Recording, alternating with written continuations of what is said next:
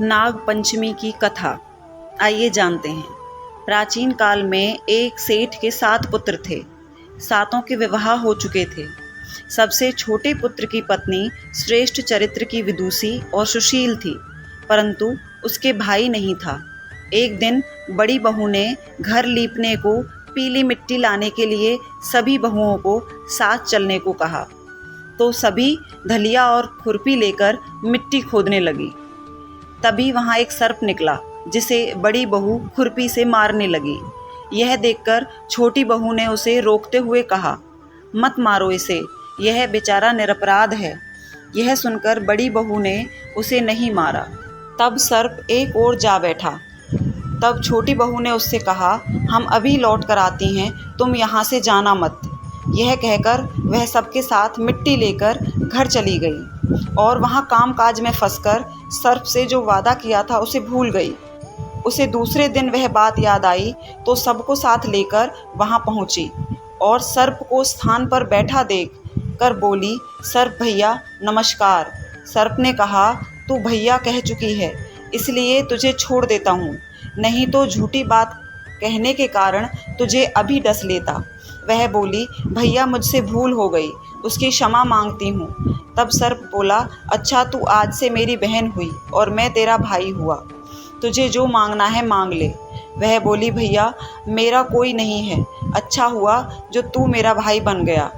कुछ दिन व्यतीत होने पर वह सर्प मनुष्य का रूप लेकर उसके घर आया और बोला कि मेरी बहन को भेज दो। सबने कहा कि इसके तो कोई भाई नहीं था। तो वह बोला, मैं दूर के रिश्ते में इसका भाई हूँ, बचपन में ही बाहर चला गया था। उसको विश्वास दिलाने पर घर के लोगों ने छोटी को उसके साथ भेज दिया।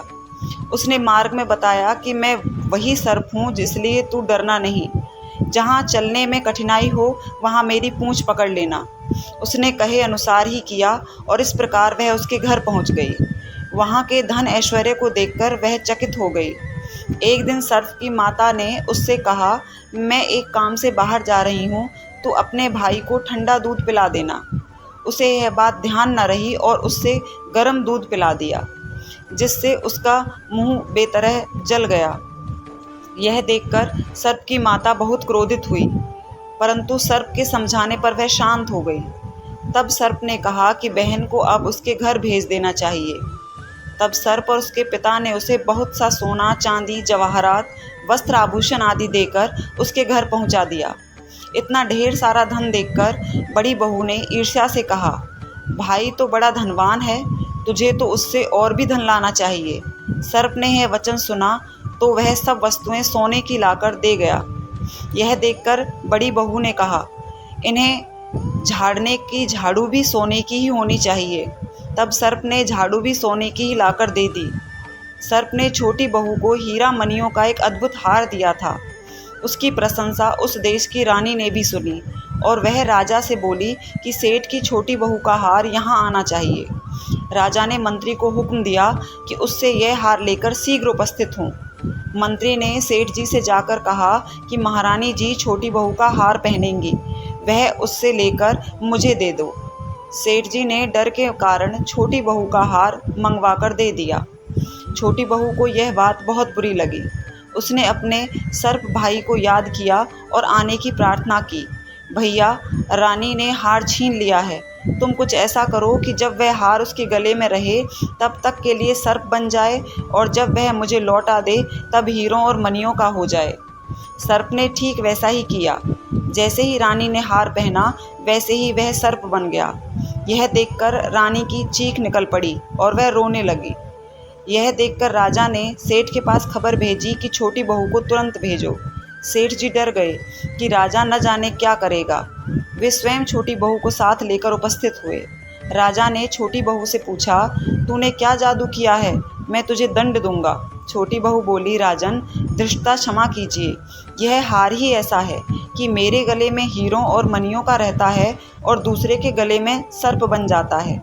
यह सुनकर राजा ने वह सर्प बना हार उसे देकर कहा, अभी पहनकर दिखाओ। छोटी बहू ने जैसे ही उसे पहना वैसे ही हीरों और मणियों का हो गया। यह देखकर राजा को उसकी बात का विश्वास हो गया और उसने प्रसन्न होकर उसे बहुत सी मुद्राएं भी पुरस्कार में दी। छोटी वह अपने हार के सहित घर लौट आई। उसके धन को देखकर बड़ी बहू ने ईर्ष्या के कारण उसके पति को सिखाया कि छोटी बहू के पास कहीं से धन आया है। यह सुनकर उसके पति ने अपनी पत्नी को बुलाकर कहा, ठीक ठीक बता कि यह धन तुझे कौन देता है। तब वह सर्प को याद करने लगी। तब उसी समय सर्प ने प्रकट होकर कहा, यदि मेरी धर्म बहन के आचरण पर संदेह प्रकट करेगा तो मैं उसे खा लूँगा। यह सुनकर छोटी बहू का पति बहुत प्रसन्न हुआ और उसने सर्प देवता का बड़ा सत्कार किया। उसी दिन से नाग पंचमी का त्यौहार मनाया जाता है और स्त्रियां सर्प को भाई मानकर उसकी पूजा करती हैं। तो आपको नाग पंचमी की ये कहानी क्या पहले से पता थी? और अगर नहीं तो प्लीज़ कमेंट करके बताइए।